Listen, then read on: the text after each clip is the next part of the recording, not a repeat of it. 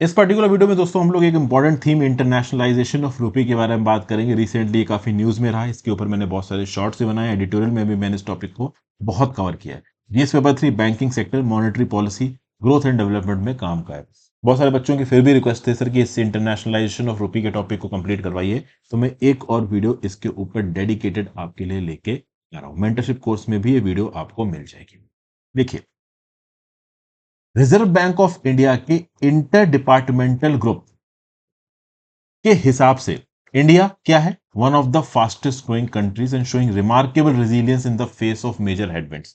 Rupee has the potential to become an internationalise currency. भाई simple logic है, जिस particular देश की इकोनॉमी स्ट्रांग होगी, ऑटोमेटिकली उस देश की करेंसी के अंदर एक अलग ही दम आएगी, एक अलग ही ताकत आएगी, और फिर वो करेंसी पूरी दुनिया का ठेका लेके आगे बढ़ सकती है।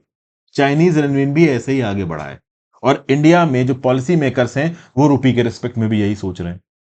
लेकिन जब आप किसी भी पर्टिकुलर चीज की ताकत को एक लिमिट से ज्यादा बढ़ाते हो, तब उस चीज में उसकी रिस्पॉन्सिबिलिटी भी बढ़ती है, और यही होने वाला है इस इंटरनेशनलाइजेशन के अंदर। इस इंटरनेशनलाइजेशन के साथ रुपी के एक्सचेंज रेट में एक वॉलेटिलिटी आएगी, और वो ऐसी वॉलेटिलिटी होगी कि उसके ऊपर फिर आरबीआई का कंट्रोल भी नहीं रहेगा। अभी के समय पे रुपी इंटरनेशनलाइज ज्यादा नहीं हुआ है, तो डोमेस्टिक मार्केट में मूवमेंट्स करके आरबीआई इंटरवीन करके अपनी मॉनेटरी पॉलिसी के थ्रू रुपी की वैल्यू को थोड़ा बहुत इन्फ्लुएंस कर सकता है। एक बार रुपी पूरी दुनिया में ट्रेड होने लग गया, तो फिर आरबीआई के ऊपर जो कंट्रोल रुपी का आज की डेट में है, मतलब आरबीआई का जो कंट्रोल रुपी के ऊपर आज की डेट में, वो बाद में नहीं रहेगा। इसको समझने की कोशिश करते हैं। जैसे यूएस डॉलर है, अब जो यूएस डॉलर का फ्लो है, कुछ हद तक तो फेडरल रिजर्व उसको इन्फ्लुएंस करता है। जैसे रिसेंटली हमने देखा कि फेडरल रिजर्व ने इंटरेस्ट रेट्स हाइक कर दिया, तो अब डॉलर महंगे मिलने लगे, तो दुनिया भर की इकोनॉमीज में जिन लोगों ने डॉलर इन्वेस्ट कर रखे थे, निकाल के वापस फेडरल रिजर्व को वापस करने लगे। अब उसके लिए यूएस एक बहुत स्ट्रांग इकोनॉमी है, इंडिया उस लेवल पे अभी तक पहुंचा नहीं है। लेकिन आज की डेट में इकोनॉमी को उतना ज्यादा स्ट्रांग किए बिना हम रुपये के इंटरनेशनलाइजेशन की बात इसलिए कर रहे हैं, ताकि इंटरनेशनल ट्रेड में जो हमारा डॉलर और यूरो और बाकी वेस्टर्न कंट्रीज की करेंसी के ऊपर डिपेंडेंस है, उसको हम खत्म कर सकें। तो मैं यहाँ पे रिमाइंड कराना चाहूंगा कि जो लोग इस पर्टिकुलर वीडियो को मेरे यूट्यूब चैनल पे देख रहे हैं, वो मेरे मेंटरशिप कोर्स को ऑप्ट कर सकते हैं। इस तरीके की hundreds of videos mentorship course में ऑलरेडी अपलोडेड है। मेंटरशिप कोर्स में आपको इन पर्टिकुलर वीडियोस की पीडीएफ भी मिलती है। जैसे इस पर्टिकुलर पीडीएफ को मैं मेंटरशिप कोर्स में जो कंटेंट सेक्शन है उसमें अपडेट करता रहता हूँ। कंटेंट्स यहाँ पे प्रॉपरली फोल्डर्स वाइज सेग्रीगेटेड है, चाहे फिर वो जीएस पेपर 1 हो, जीएस पेपर 2 हो, जीएस पेपर 3 हो, 4 हो, थीम बेस्ड टॉपिक्स हो। इस प्रकार के फोल्डर्स धीरे धीरे करके इवॉल्व हो रहे हैं। कंटेंट और डिटेल में आपके सामने लेके आया जाएगा, तो अगर आप चाहें तो मेंटरशिप कोर्स के लिए ऑप्ट कर सकते हैं। तो व्हाट इज इंटरनेशनलाइजेशन ऑफ रूपी? इसकी सिंपल परिभाषा है, it is the process of increasing the use of Indian currency in global trade and finance. Global trade और फाइनेंस में इंडियन करेंसी को इस्तेमाल करने लगो। अब उसके लिए सबसे ज्यादा इंपॉर्टेंट दोस्तों ये है कि इंडियन रुपी एक्सेप्टेबल होना चाहिए और अवेलेबल होना चाहिए। अब मैं रिसेंटली बाली गया था, तो वहां पे भाई हर बड़ी बड़ी कंपनी, चाहे फिर वो सिंगापुरियन करेंसी हो, आपकी ऑस्ट्रेलिया के डॉलर्स हो, यूएस डॉलर्स हो, यूरो हो, इनफैक्ट चाइनीज रेनमिनबी भी वहां पे अवेलेबल थी। इंडियन रुपीज मेरे को केवल एक या दो, आप कह लो फॉरेक्स की दुकानों पे दिखा, और उसके भी जो एक्सचेंज रेट्स थे वो बहुत ही खराब और बहुत ही डिसएडवांटेजेस वे में मिल रहे थे। तो बेसिकली यहाँ पे जब इंटरनेशनलाइजेशन ऑफ रुपी बढ़ेगा, तो रुपी आसानी से कन्वर्टेबल होगा, एक्सेप्टेबल होगा और अट्रैक्टिव होगा इंटरनेशनल ट्रांजेक्शन में। अट्रैक्टिव तब होगा दोस्तों जब दुनिया भर की कंट्रीज इंडियन रुपीस को क्रेडिबल करेंसी माने और उसके रिजर्व्स को अपने यहाँ पे रखने के लिए तैयार हो। तो इंडिया का ये जो पुश है कि रुपी में इनवॉइसेस बनाई जाए इंटरनेशनल ट्रेड में, इसके लिए एक मोमेंटम खींचने की कोशिश कर रहा है। रिसेंटली फॉरेन ट्रेड पॉलिसी 2023 में भी इंडिया ने invoicing, payment and settlement of trade in Indian rupees को प्रमोट करने की कोशिश की है। भारत सरकार कोशिश तो पूरी कर रहा है, लेट्स सी हम कोशिश कर पाते हैं कि नहीं कर पाते हैं। सबसे पहले हम समझने की कोशिश करते हैं benefits of internationalisation of rupee. पहला benefit, reduction in transaction cost. तो भैया, it eliminates the need for multiple currency conversion and associated fees. अब भैया मान लो इंडिया को सिंगापुर के साथ ट्रेड करना है, तो सिंगापुरियन डॉलर, ऑस्ट्रेलिया के साथ ट्रेड करना, ऑस्ट्रेलियन डॉलर, तो वहां से जो पेमेंट आएगी वो ऑस्ट्रेलियन डॉलर में आएगी, उसको आपको इंडिया के अंदर इंडियन रुपीज में कन्वर्ट करना पड़ेगा। तो उसमें भाई ट्रांजैक्शन कॉस्ट वगैरह आएंगे। ये ट्रांजैक्शन कॉस्ट सरकार की नहीं होगी, उन ट्रेडर्स की होगी, उन इंपोर्टर एक्सपोर्टर की होगी जो कि इस ट्रेड में इन्वॉल्व है। तो क्रॉस बॉर्डर ट्रांजैक्शंस आसान हो जाएंगे इंडिया में रहने वाले लोगों के लिए, अगर इनवॉइसेस रुपी में बनाई जाती है, क्योंकि इंडिया की करेंसी ही रुपी है। इसके साथ साथ जो फॉरेन इन्वेस्टर्स हैं उनके लिए इंडिया के अंदर बिजनेस करना थोड़ा अट्रैक्टिव लगेगा, क्योंकि जब इंटरनेशनल ट्रेड एंड फाइनेंस में इंडियन रुपी इस्तेमाल हो रहा है तो ऑब्वियस सी बात है इंडियन रुपीस का क्लाउड दुनिया में बढ़ेगा, इससे इंडिया का क्लाउड दुनिया में बढ़ेगा, इंडिया के एक्सपोर्ट्स ग्लोबल मार्केट में और कॉम्पिटिटिव हो जाएंगे, इससे ट्रेड कॉम्पिटिटिवनेस बढ़ेगी, फॉरेन इन्वेस्टमेंट बढ़ेगा। ऑब्वियस सी बात है ये सब होना ही है दोस्तों। जब इंडिया का ट्रेड क्वांटम बढ़ेगा, आज की डेट में चाइना का ट्रेड क्वांटम देख लो दोस्तों, चाइना बड़ी तादाद में दुनिया भर में चीजों को एक्सपोर्ट करता है। चाइना इतने बड़े स्केल में चीजों को एक्सपोर्ट कर रहा है और उसके बाद चाइना पेमेंट रेनमिन भी ले सकता है, तो दुनिया भर की कंट्रीज जब चाइना से इंपोर्ट कर रही हैं तो फिर वो तो अपने पास चाइनीज करेंसी को रखने के लिए तैयारी हो जाएंगी ना, उनको पता है चाइना सामान मंगाना ही है तो चाइना करेंसी अपने पास रख लो, कल को इसी डेट में करेंसी में पेमेंट कर देंगे। अब क्या इंडिया इतने बड़े क्वांटम में दुनिया को एक्सपोर्ट कर रहा है? नहीं कर रहा है। तो कल की डेट में जब हमारा ट्रेड बढ़ेगा, हम दुनिया भर को एक्सपोर्ट करेंगे तो दुनिया भर की कंट्रीज भी रुपये रखने को तैयार हो जाएंगी, उनको पता है इंडिया से कुछ ना कुछ तो खरीदना ही पड़ेगा, उसी रुपये में पेमेंट कर देंगे। तो ट्रेड कॉम्पिटिटिवनेस, फॉरेन इन्वेस्टर्स के सामने इंडिया के अंदर बिजनेस करना को और अट्रैक्टिव बनाना, ये सारी चीजें आपस में एक दूसरे के साथ जुड़ी हुई हैं। प्लस ये तो मैंने आपको बता ही दिया, रिड्यूस्ड एक्सचेंज रेट वॉलेटिलिटी। जब इंटरनेशनलाइजेशन होगा तो दुनिया भर में यूएस डॉलर की वैल्यू बढ़ रही है, घट रही है, इससे इंडिया पे उतना इंपैक्ट नहीं आएगा। मान लो इंडिया और सपोज रशिया एक दूसरे के साथ ट्रेड कर रहे हैं, तो हम दोनों एक दूसरे के साथ ट्रेड कर रहे हैं, तो इंडियन रुपीज और रूबल का एक्सचेंज रेट डिपेंड करेगा। तो कल की डेट में रूबल की या रुपी की वैल्यू यूएस डॉलर के सामने बहुत ज्यादा गिर जाती है, तब भी इंडिया रशिया के बायलेटरल रिलेशंस में उतना इंपैक्ट नहीं आएगा, ट्रेड में उतना इंपैक्ट नहीं आएगा, अनटिल अनलेस दोनों कंट्रीज की इकोनॉमी ही क्रैश कर जाए, तो फिर एक अलग बात है। तो internationalisation can help reduce exchange rate volatility by increasing the demand for and stability of rupee in global market. यही सब मैंने आपको बताया। So as rupee becomes more widely used and accepted, its value may stabilize, reducing to reduced fluctuation in exchange rates. फिर अगला, monetary policy effectiveness. जैसे जैसे रुपी gain करेगा इंटरनेशनल रिकॉग्निशन, आरबीआई में have greater influence over it's value and monetary policy. Increased demand for the rupee can provide RBI with more flexibility in managing its exchange rates and interest rates to achieve domestic economic objectives. तो भैया दुनिया भर में, अब वैसे मैं बता दूं दोस्तों, इस पॉइंट में भले ही आरबीआई की इफेक्टिविटी बढ़ रही हो, लेकिन जब काउंटर पॉइंट्स आएंगे ना, तो रुपी के इंटरनेशनलाइजेशन में एक बड़ा नेगेटिव पॉइंट ये भी है कि आरबीआई का पूरी तरीके से जो कंट्रोल है ना रुपी के ऊपर, वो जाएगा। क्योंकि फिर जब रुपी इंटरनेशनल ट्रांजैक्शंस की डिमांड को फुलफिल करेगा, तो उस केस में फिर हम अपने मन मुताबिक कभी भी रुपी की सप्लाई बंद नहीं कर सकते, क्योंकि फिर इंडिया की एक इंटरनेशनल रिस्पॉन्सिबिलिटी होगी कि इंटरनेशनल मार्केट में हमारी जो करेंसी है वो कम ना पड़ जाए। तो हालांकि अब जब इंटरनेशनल मार्केट में हमारी करेंसी पहुंचेगी तो आरबीआई की वैल्यू और औकात बढ़ेगी भी, क्योंकि फिर आरबीआई इंटरनेशनली चीजों को इन्फ्लुएंस करेगा, और डोमेस्टिकली तो कर ही सकता है रेट्स वगैरह और इंटरेस्ट रेट्स को इन्फ्लुएंस करके। फिर अगला, डाइवर्सिफिकेशन ऑफ रिजर्व्स। ठीक है ना भाई, जब हमारी इंडियन रुपी का इंटरनेशनलाइजेशन होगा तो दूसरे कंट्री के फॉरेन एक्सचेंज रिजर्व्स में हो सकता है यूएस डॉलर की बजाय इंडियन रुपी पड़ा हो। आज के डेट में ज्यादातर कंट्रीज के जो फॉरेक्स रिजर्व्स है ना, वो ट्रेडिशनल रिजर्व्स करेंसी जैसे कि यूएस डॉलर और यूरो के अंदर होते हैं। अब अगर रुपी का इंटरनेशनलाइजेशन बढ़ता है, अच्छा यूएस डॉलर यूरो के अंदर हम अपने इंटरनेशनल रिजर्व्स क्यों रखते हैं? क्योंकि ये कंट्रीज आराम से लिक्विडेट हो जाएंगी, कोई भी कंट्री की सरकार हो यूएस डॉलर और यूरो लेने को तैयार हो जाएगा। तो अगर रुपी का इंटरनेशनलाइजेशन होता है तो कल की डेट में कोई दूसरी कंट्री, मान लो हम ब्राजील की बात कर लें, तो ब्राजील ओवरऑल अपने फॉरेक्स रिजर्व्स में यूएस डॉलर्स की बजाय कुछ हद तक रुपी भी रख लेगा, क्योंकि रुपी की क्रेडिबिलिटी बढ़ गई है, उसकी वैल्यू स्टेबलाइज हो गई है। तो लॉन्ग टर्म में जो रिजर्व्स हैं, जो इंटरनेशनल फॉरेक्स रिजर्व्स हैं, उसमें रुपी का क्वांटम बढ़ेगा अगर रुपी का इंटरनेशनलाइजेशन होती है। फिर इसके जियोपॉलिटिकल बेनिफिट्स हैं, इंडिया का जियोपॉलिटिकल इन्फ्लुएंस बढ़ेगा, इंडिया एक बड़े ग्लोबल प्लेयर की तरह दिखेगा, इंटरनेशनल ट्रेड नेगोशिएशंस में इंडिया अपने लेवरेज को कैपिटलाइज कर सकता है, अपने इकोनॉमिक और पॉलिटिकल टाइज को दूसरे कंट्रीज के साथ बढ़ा सकता है। फिर reduction in hedging expenses, business और इन्वेस्टर्स के लिए कॉस्ट सेविंग होगी, क्योंकि इंडिया के बिजनेस और इन्वेस्टर्स अपनी डोमेस्टिक करेंसीज के हिसाब से इंटरनेशनल मार्केट्स में अपनी बेट्स लगा पाएंगे। बॉन्ड मार्केट की बात कर लो, ट्रेजरी बिल्स, गवर्नमेंट सिक्योरिटीज की बात कर लो, पैसा उधार उठाने की बात कर लो।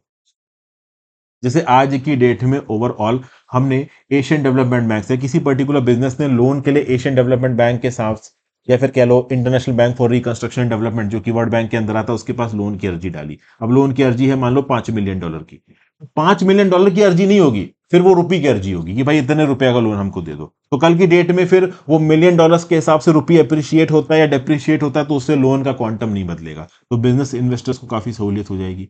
फिर अगला, reduced cost of holding foreign reserves और आरबीआई। अच्छा, नोट्स बनाने के रिस्पेक्ट में जो बच्चे सवाल पूछते रहते हैं, उनको नोट्स कैसे बनाने हैं? भाई सिंपल बात है, मैं हमेशा हर वीडियो में अपनी बनाता हूँ। इंटरनेशनलाइजेशन ऑफ रुपी की बात आई तो डेफिनेशन आपने बेसिक लिखी, ठीक है ना। डेफिनेशन बेसिक क्या है कि process of increasing the use of Indian currency in global trade and finance. फिर आप लिखो बेनिफिट्स ऑफ इंटरनेशनलाइजेशन ऑफ रुपी, और उसके अंदर पहली हेडिंग डालो रिडक्शन इन ट्रांजैक्शन कॉस्ट, दूसरी हेडिंग डालो रिड्यूस्ड एक्सचेंज रेट वॉलिटिलिटी, तीसरी हेडिंग डालो मॉनेटरी पॉलिसी इफेक्टिवनेस, चौथी heading diversification of resource reserves, पांचवी हेडिंग जियोपॉलिटिकल बेनिफिट्स। तो जितनी भी हेडिंग दिख रही है ना, ये हेडिंग्स आप अपने नोट्स में डालते रहो। हेडिंग्स के अंदर का मामला आपको खुद से भरना है। अब आप बोलोगे सर आप बोल तो देते हो मामला भरना, हम कैसे भरेंगे? तो उसका बेस्ट तरीका दोस्तों ये है, अगर आप चाहो, जब आप अभी फर्स्ट रीडिंग में नहीं, जब सेकेंड रीडिंग में दोस्तों आप इस पर्टिकुलर टॉपिक को रिवाइज करना, तो आपने अपने नोट्स में हेडिंग के साथ सब हेडिंग्स डाल रखी हैं। अब इन सब हेडिंग्स को अपने सामने लिखना, पीडीएफ बंद कर देना, वीडियो बंद कर देना, और इन हेडिंग्स को देख के कंटेंट याद करने की कोशिश करना कि आपसे बोला जाए कि इसके अंदर कुछ भरना है तो आप क्या भरोगे। तो आप यहां पे अपनी मेमोरी को शार्पन करोगे कि अभी आपने उस पर्टिकुलर टॉपिक को पढ़ा है, अब आप उस टॉपिक को पढ़ने के हिसाब से हेडिंग के अंदर कंटेंट लिख रहे हो, तो इससे क्या है कि जो आपकी ड्राफ्टिंग स्किल्स है टेक्स्ट की, वो भी इंप्रूव होगी। At the same point of time आप ओवरऑल अपने नोट्स के आधार पर पूरा का पूरा आंसर कैसे बनाना है ये भी समझ पाओगे, ठीक है। तो प्राइस ट्रांसपेरेंसी बढ़ेगी, फॉरेन रिजर्व्स को होल्ड करने की कॉस्ट घटेगी आरबीआई की। अभी के लिए क्या है भाई, इंटरनेशनल ट्रांजैक्शंस में अब जैसे कि हमारे आरबीआई के पास फॉरेक्स रिजर्व्स हैं 500-600 बिलियन डॉलर के। अब अगर हमने फॉरेन करेंसीज को अपने पास फॉरेक्स रिजर्व्स में रख रखा है, तो भाई ऑब्वियस सी बात है, इससे पैसा खर्च करना पड़ता है। कई बार हम लोगों ने फॉरेन रिजर्व्स को उठा रखा है। समझिए भाई को, जो भी फॉरेक्स रिजर्व इंडिया के अंदर आया है, यूएस डॉलर इंडिया के अंदर आया है, that is at some cost. वो किसी कॉस्ट पे इंडिया के अंदर आया है, सब फ्री में नहीं आया है। ओवरऑल कल की डेट में आप सोचो दोस्तों, कोई इन्वेस्टर यूएस के फेडरल रिजर्व से कम इंटरेस्ट रेट पे डॉलर उठा के इंडिया की इकोनॉमी में इन्वेस्ट करता है, तो वो कहीं ना कहीं बेनिफिट्स पाने के लिए इन्वेस्ट कर रहा है, वो रिटर्न्स पाने के लिए इन्वेस्ट कर रहा है। तो वो रिटर्न इस देश की कॉस्ट है, आरबीआई की कॉस्ट है। तो जितना ज्यादा फॉरेक्स रिजर्व इंडिया के अंदर रहेगा, इंडिया समय समय पे उस फॉरेक्स रिजर्व के ऊपर इंटरेस्ट भी भरता रहता है, डायरेक्ट और इनडायरेक्ट फॉर्म से। अगर हमको फॉरेक्स रिजर्व में यूएस डॉलर यूरो रखने की जरूरत ही ना पड़े, हमारी खुद की रुपी ही इंटरनेशनल ट्रांजैक्शंस में जबरदस्त हो, मस्त मौला हो, तो उस केस में हमारे फॉरेक्स रिजर्व्स को हैंडल करने के चार्जेस कम हो जाएंगे। फिर चैलेंजेस भी एसोसिएटेड है इंटरनेशनल रुपए के साथ। कैपिटल अकाउंट रिस्ट्रिक्शंस, भाई इंडिया के अंदर करंट अकाउंट में तो इंडियन रुपी की कन्वर्टिबिलिटी है, बट कैपिटल अकाउंट में उतनी कन्वर्टिबिलिटी नहीं है। जैसे फॉर एग्जांपल, इंडिया के अंदर कोई फॉरेन इन्वेस्टर आता है 2 करोड़ रुपया लेके, अब वो 2 करोड़ में आके इंडिया के अंदर कोई जमीन लैंड पार्सल खरीदता है, ये मान लीजिए मैं 2023 की बात कर रहा हूं, ठीक है ना। फिर वो फॉरेन इन्वेस्टर इंडिया के अंदर रहा नहीं रहा, ठीक है। अब फास्ट फॉरवर्ड टू 2028, इस 2 करोड़ के लैंड पार्सल की कीमत हो चुकी है 5.5 करोड़ रुपए। 3.5 करोड़ का फायदा हो गया इस पर्टिकुलर फॉरेन इंडिविजुअल को। उस फॉरेन इंडिविजुअल ने इंडिया के अंदर कुछ भी खास नहीं किया, बस उसने जमीन खरीदी 2 करोड़ की। अब उस जमीन की कीमत 2028 में 5.5 करोड़ हो चुकी है। वो जमीन बेचेगा, 5.5 करोड़ लेगा। तो पहले 2 करोड़ के इक्विवेलेंट लेके आया था वो पैसे, और बदले में इंडिया से कितने लेके जा रहा है? 5.5 करोड़। तो मतलब वो इंडिया के मार्केट से पैसा कमा के पैसा इंडिया के बाहर लेके जा रहा है। इस तरीके के टेंडेंसीज फॉर इन्वेस्टमेंट्स को डिस्करेज करने के लिए रिजर्व बैंक ऑफ इंडिया और भारत सरकार ने कैपिटल अकाउंट रिस्ट्रिक्शंस लगा रखे हैं कि अगर कैपिटल सेंस में अगर आपको इंडिया के अंदर पैसा इन्वेस्ट करना है, तो बहुत सारे रिस्ट्रिक्शंस आपके ऊपर लगे हुए हैं। कैपिटल अकाउंट में ओवरऑल मनी रुपी पूरी तरीके से कन्वर्टेबल नहीं है। इसके चलते कभी कभी फॉरेन इन्वेस्टर्स और बिजनेसेस अपने इन्वेस्टमेंट को पूरी तरीके से इंडिया के अंदर लगा नहीं पाते, और लगा भी पाए हैं तो वो पैसा वापस लेके नहीं जा पाते। ये particular capital account restrictions Indian rupee की इंटरनेशनलाइजेशन की कैपेबिलिटी को कॉम्प्रोमाइज करती है। देखिए, करंट अकाउंट तो पूरा अलाउड है। अगर आप इंपोर्ट एक्सपोर्ट कर रहे हो, आप कितना भी amount of rupee US dollars में कन्वर्ट कर सकते हो, यूएस डॉलर को रुपी में कन्वर्ट कर सकते हो, आपको कोई नहीं रोकेगा। लेकिन जब आप कोई कैपिटल एसेट इंडिया के अंदर अक्वायर करोगे, कोई लैंड पार्सल खरीदने की कोशिश करोगे, कोई चीज के ऊपर मतलब मतलब किसी पर्टिकुलर बिजनेस को अक्वायर करने की कोशिश करोगे, तब कैपिटल अकाउंट रिस्ट्रिक्शंस आ जाते हैं। और ये capital account restrictions internationalisation of रुपी को डिस्करेज करते हैं। फिर अगला है लैक ऑफ लिक्विडिटी। जो रुपये की लिक्विडिटी है ना इंटरनेशनल मार्केट्स में, वो रिलेटिवली लो है compare to other international currency, जैसे कि यूएस डॉलर, यूरो, येन। ये बड़े आराम से इंटरनेशनल मार्केट्स में बिक जाएगा, बड़े वॉल्यूम्स में डॉलर यूरो में ट्रेडिंग भी होगी, बट इंडियन रुपीज में मार्केट में बड़े वॉल्यूम्स में ट्रेडिंग नहीं होती। इसलिए जो अट्रैक्टिवनेस है ना इंडियन रुपीज की इंटरनेशनल यूज के लिए, वो बढ़ाने की जरूरत है। फिर एक्सचेंज रेट वॉलिटिलिटी, चूंकि इंडियन रुपीस इंटरनेशनल मार्केट में उतने बड़े क्वांटम में इस्तेमाल होता नहीं है, इसलिए हमारा जो रुपी है ना वो एक्सचेंज रेट वॉलिटिलिटी के रिस्पेक्ट में काफी प्रॉब्लमेटिक हो जाता है। जैसे कि अब रशिया यूक्रेन वॉर हो गया, उसके चलते सप्लाई चेन क्राइसिस हो गई, तो उसके चलते इंडिया की जो करेंसी है वो यूएस डॉलर्स के अगेंस्ट डिप्रिशिएट कर गई। अब ये वॉलिटिलिटी है, इंडिया की इकोनॉमी में उतना इंपैक्ट नहीं आया, बट करंट करेंसी का जो एक्सचेंज रेट की स्टेबिलिटी है वो इंडिया के अंदर कॉम्प्रोमाइज हो जाती है। रीजन बीइंग इंडियन करेंसी की लिक्विडिटी इंटरनेशनल मार्केट में उतनी ज्यादा है नहीं। तो अगर हम कल की डेट में ग्लोबल रिजर्व करेंसी बना देते हैं अपने इंडियन रुपीस को, उसकी जो वॉलेटिलिटी है ना एक्सचेंज रेट फ्लक्चुएशंस में, वो उतनी इफेक्ट नहीं होगी। फिर अगला, limited international market infrastructure. The development of robust international market infrastructure such as deep and liquid foreign exchange markets, offshore rupee market, derivative markets is crucial for internationalization of the rupee. The rupee has limited presence in this international market. ये क्या चीज है दोस्तों? International market बनाना का क्या मतलब हो गया? ऑफशोर रुपी मार्केट बनाना, डेरिवेटिव मार्केट्स बनाना। आपने गुजरात के अंदर गिफ्ट सिटी की बात की होगी, देखी होगी दोस्तों। अगर आप दुनिया भर के फाइनेंशियल सेंटर्स की बात करो तो आपके दिमाग में क्या नाम आएगा? या तो आपके दिमाग में न्यूयॉर्क नाम आएगा, या फिर आपके दिमाग में लंदन नाम आएगा, कुछ केसेस में हांगकांग आपके दिमाग में नाम आएगा। तो इंटरनेशनल फॉरेक्स ट्रेडिंग के जो मार्केट्स होते हैं दोस्तों, वो इन कंट्रीज में, न्यूयॉर्क जैसे शहरों में, लंदन में, हांगकांग में, इंडिया में नहीं है। अगर इंडिया में इस प्रकार के फॉरेन एक्सचेंज मार्केट्स को बड़े स्केल पे बनाया जाए तो डेफिनेटली रुपी भी उस पर ट्रेड होगा, और रुपी भी ट्रेड होगा तो रुपी की वैल्यू बढ़ेगी, रुपी की डिमांड बढ़ेगी। उसी प्रकार से ऑफशोर रुपी मार्केट्स, डेरिवेटिव मार्केट्स को इंडिया के अंदर स्टैब्लिश करना, मुंबई जैसे शहरों में और दिल्ली जैसे शहरों में बनाना, गिफ्ट सिटी जो कि गुजरात में बनाई जा रही है, वो इसी का एक पर्टिकुलर एग्जाम्पल है। जब इस प्रकार के इंटरनेशनल मार्केट्स बड़े स्केल के इंडिया के अंदर बनेंगे तो उसमें डॉलर यूरो के साथ साथ इंडियन रुपी भी ट्रेड होगा, जो कि इंडियन रुपी की इंपॉर्टेंस को बढ़ाएगा। Plus perception of economic and political stability, जब भी किसी पर्टिकुलर कंट्री में कूप होता है उसकी करेंसी धड़ासार नीचे गिर जाती है। वहां पे अगर कोई डेब्ट क्राइसिस आ गई, करेंसी उनकी नीचे गिर गई। तो इकोनॉमिक और पॉलिटिकल स्टेबिलिटी बहुत वाइटल है इंटरनेशनलाइजेशन ऑफ करेंसी के लिए। इन्वेस्टर्स और बिजनेसेस उन्हीं कंट्रीज में अपना पैसा डालते हैं जो स्टेबल इकोनॉमीज हैं, जहां पे ओवरऑल उनकी सरकार कंट्रोल में है। ठीक है ना? अगर अब आज की डेट में क्या कोई सीरिया में पैसा डालेगा? ऑब्वियस सी बात है, नहीं डालेगा। यूक्रेन में कोई जल्दी पैसा इन्वेस्ट करेगा? नहीं करेगा, क्योंकि जंग चल रही है। तो स्टेबल पॉलिटिकल सिचुएशन ये बहुत ज्यादा जरूरी होती है, उसके साथ साथ स्टेबल इकोनॉमिक सिचुएशन। तो इकोनॉमिक सिचुएशन स्टेबल तब होगी जब इन्फ्लेशन कम होगा, इंस्टीट्यूशन स्ट्रांग होंगे, रेगुलेटरी इंफ्रास्ट्रक्चर जबरदस्त होगा, जो कि इंडिया के अंदर है। फिर अगला, लिमिटेड कन्वर्टिबिलिटी फॉर ट्रेड। अब भले ही भारत सरकार कितनी भी कोशिश हो कि ट्रेड का जो पैसा है वो हम रुपी में पेमेंट करें, बट आपको भी पता है कि दोस्तों इंटरनेशनल ट्रेड ट्रांजैक्शंस में बहुत सारे केसेस में रुपी का इस्तेमाल नहीं होता, मेजर इंटरनेशनल करेंसीज का इस्तेमाल होता है, जैसे कि यूएस, पाउंड, यूरो वगैरह वगैरह। तो ये भी एक बैरियर की तरह काम करता है इंटरनेशनलाइजेशन ऑफ रुपी में। रेगुलेटरी और लीगल फ्रेमवर्क की बात की जाए तो करेंसी कन्वर्टिबिलिटी को लेके, फॉरेन एक्सचेंज ट्रांजैक्शंस को लेके और क्रॉस बॉर्डर इन्वेस्टमेंट्स को लेके प्रॉपर रेगुलेटरी और लीगल फ्रेमवर्क को रिफॉर्म करने की जरूरत है। इंडिया के अंदर रेगुलेटरी एनवायरमेंट रिस्ट्रिक्शंस डालता है कैपिटल फ्लोज के ऊपर। फॉरेन एक्सचेंज मार्केट के अंदर ओवरऑल किसी बड़े इनिशिएटिव को लाना काफी कॉम्प्लेक्स हो सकता है, बहुत सारी परमिशंस वगैरह लेनी पड़ती हैं, तो इन फ्रेमवर्क्स को बदलने की जरूरत है। तो ये सब बातें ओवरऑल यहां पे बताई जा रही हैं, और इन सारे चैलेंजेस को एड्रेस करने के लिए एक कॉम्प्रिहेंसिव अप्रोच की जरूरत है, जिसमें लिबरलाइज्ड कैपिटल अकाउंट ट्रांजैक्शंस, हमारे कैपिटल अकाउंट ट्रांजैक्शंस में जो कन्वर्टेबिलिटी है हमें उसे अलाउ करनी चाहिए, ताकि कैपिटल अकाउंट ट्रांजैक्शंस लिबरलाइज हो जाएं, तब जाके हम इंटरनेशनलाइजेशन ऑफ रुपी को बढ़ा पाएंगे। इकोनॉमिक स्टेबिलिटी को प्रमोट करना, फाइनेंशियल मार्केट डेवलपमेंट को प्रमोट करना, रेगुलेटरी रिस्ट्रिक्शंस को ईज करना, कॉन्फिडेंस को बिल्डअप करना इंटरनेशनल मार्केट पार्टिसिपेंट्स में रुपी की स्टेबिलिटी और कन्वर्टिबिलिटी को लेकर। ये 5 पॉइंट्स दोस्तों अपने नोट्स में जरूर इनकॉर्पोरेट करो। कल की डेट में आपसे पूछे कि कॉम्प्रिहेंसिव अप्रोच क्या हो सकती है इंडिया के अंदर रुपी की इंटरनेशनलाइजेशन को बढ़ाने के लिए, ये 5 पॉइंट्स लिख देना हेडिंग के फॉर्म में, और इनके अंदर मामला छाप देना अपने दिमाग से, 2-2 3-3 लाइन, आपको नंबर मिल जाएंगे। तो इन सब मेजर से इंडिया की जो रुपी की इंटरनेशनल एक्सेप्टेंस है वो बढ़ेगा।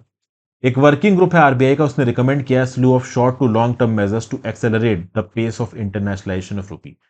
शॉर्ट टर्म में वर्किंग ग्रुप क्या करने को बोल रहा है adoption of a standardised approach for examining the proposals on bilateral and multilateral trade agreements for invoicing, settlement and payment in rupee and local currency, encouraging the opening of rookie accounts for non-resident both in India and outside India, and integrating Indian payment systems with other countries for cross-border transactions। ये India already कर रहा है। India का UPI system आज की date में Dubai और बहुत सी कंट्रीज में एक्टिव हो चुका है, तो हम अपने इंडियन पेमेंट सिस्टम को बाकी कंट्रीज के साथ ट्रांजैक्शंस के लिए धीरे धीरे करके एसोसिएट कर सकते हैं। तो हमारे देश के रुपये को इस्तेमाल करके फॉरेन कंट्रीज में पेमेंट किया जा सकता है, ठीक है ना। हम बायलेटरल और मल्टीलेटरल ट्रेड एग्रीमेंट्स को धीरे धीरे करके साइन कर सकते हैं। तो अगर हमारा इंग्लैंड के साथ एक foreign trade agreement, free trade agreement sign हो जाता है, तो कल की डेट में इंग्लैंड के साथ जो इनवॉइसेस बनेंगी वो या तो ग्रेट ब्रिटेन पाउंड में बनेंगी, जीबीपी में बनेंगी, या इंडियन रुपीज में बनेंगी। तो इनवॉइसिंग, सेटलमेंट, पेमेंट धीरे धीरे ऑटोमेटिकली इंडियन रुपीज में होने लगेगा, और उसके चलते जो भी नॉन रेजिडेंट इंडियंस हैं वो यूके के अंदर भी और इंडिया के अंदर भी रुपी में अकाउंट स्टैब्लिश कर पाएंगे। तो ये तो शॉर्ट टर्म मेजर हो गए। धीरे धीरे करके इंडिया के पेमेंट सिस्टम्स को दूसरी कंट्रीज के साथ जोड़ना, धीरे धीरे करके इंडिया को बायलेटरल और मल्टीलेटरल ट्रेड एग्रीमेंट साइन करना दूसरी कंट्रीज के साथ, वगैरह वगैरह। ये शॉर्ट टर्म एग्रीमेंट है, धीरे धीरे करके होंगे। लॉन्ग टर्म एग्रीमेंट में क्या हो सकता है? लॉन्ग टर्म एग्रीमेंट में इंडिया पुश कर सकता है कि रुपी को इंटरनेशनल मॉनेटरी फंड के स्पेशल ड्रॉइंग राइट्स में इंक्लूड किया जाए। स्पेशल ड्रॉइंग राइट्स एक इंटरनेशनल रिजर्व है आईएमएफ का, जिसमें अलग अलग करेंसीज हैं, SDR, US dollar, euro, Chinese renminbi, Japanese yen और ब्रिटिश पाउंड स्टर्लिंग के बेसिस पे होता है। और पिछले कुछ सालों में ही चाइनीज रेनमिनबी को इंक्लूड किया गया है, इससे पहले चाइनीज रेनमिनबी इंक्लूड नहीं थी। इंटरनेशनल मॉनेटरी फंड में जो लेटेस्ट रिफॉर्म्स हुए थे ना, चाइनीज रेनमिनबी तब आया, पहले नहीं था। ऑब्वियस सी बात है, चाइना की जो इंटरनेशनल स्टैंडिंग है वो बहुत हद तक बढ़ चुकी है, इसलिए चाइनीज रेनमिनबी को जोड़ा गया। तो स्पेशल ड्रॉइंग राइट्स में इंडियन रुपीज को भी जोड़ा जा सकता है, तो ऑब्वियस सी बात है इंडियन रुपीज की औकात उसके बाद बढ़ जाएगी। फिर वही समेशन है।